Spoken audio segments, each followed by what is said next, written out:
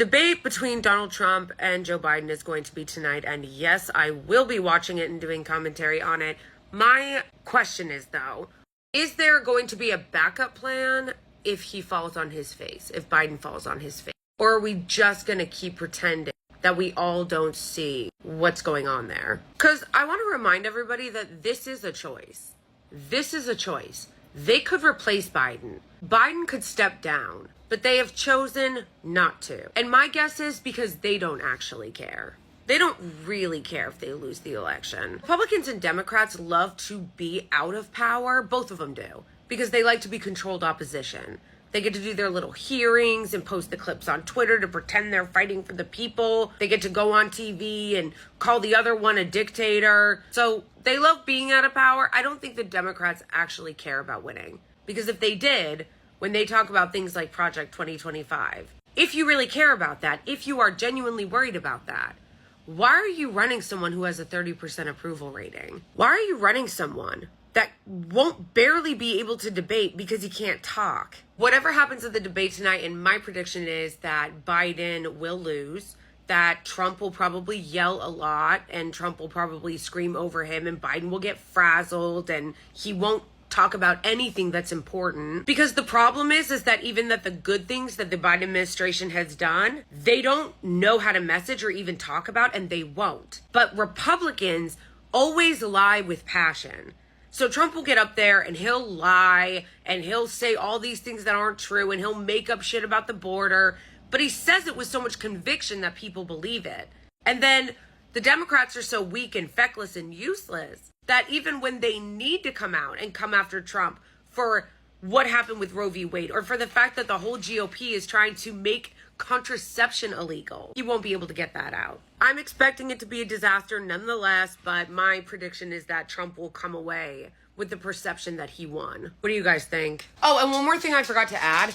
Do not be surprised if the questions, if anything about Gaza even comes up, that the questions are going to be totally skewed, total bullshit propaganda, because the people that are moderating this debate are none other than Jake Tapper and Dana Bash, who are both Zionist propagandists who have lied and done multiple smears on pro-Palestinian activists on their network for months. So just keep that in mind. Or are we just going to keep pretending that we all don't see what's going on there? So apparently we have our answer. It will be pretending that we didn't see what we all saw. The post-debate coverage last night, especially on MSNBC, was so cope. All the surrogates and stuff for Joe Biden came out and were like, what? He did great. I mean, I understand he was like a little tired. He had a cold, but like, he did great. I don't know about you guys, but I am just so exhausted with being constantly gaslit. Like, just constant gaslighting from everyone.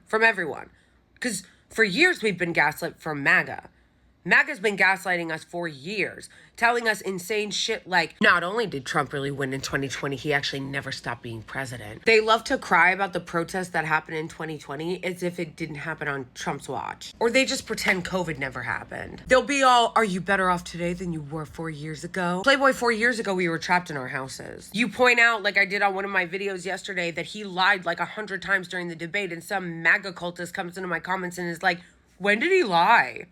When does he not lie? So we've been being gaslit by MAGA cultists for years, telling us things that we can see with our own eyes. Then we've been being gaslit by the Israeli regime and our own government, telling us that what we're seeing in Gaza isn't really happening and that the Biden administration is trying so hard to work it out. Being gaslit by Zionists left and right, telling us every single day that despite all the carnage that we see, actually they're the victims. And now gaslit by the entire Democratic Party and the entire liberal media establishment, trying to convince us that we don't see that Joe Biden is senile, that we don't see that he's literally like melting on stage. I saw a tweet from that Harry Sisson guy last night, and he was like, anybody accusing Biden of being senile or whatever, you're just ableist because he always had a stutter.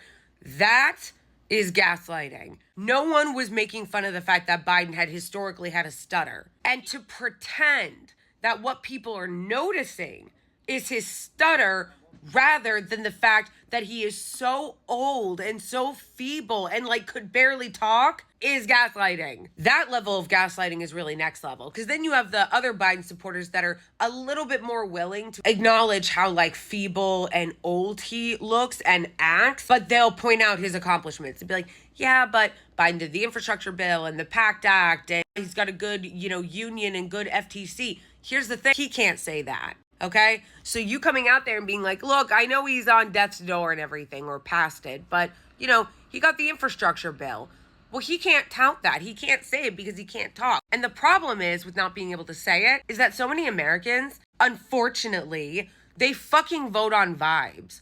They don't care what the facts are. They don't care what bills were passed. What they care about is, do I feel like shit's good, or is like the vibe not good? But in defense of the Americans that do that, there is also shit that he could have done that he has not done. Housing prices not only continue to go up, but continue to get bought up by private equity, which should be illegal, and they haven't even bothered trying to pass a bill about that. So I'm just not doing this with you Democrats. I'm just not doing it with you.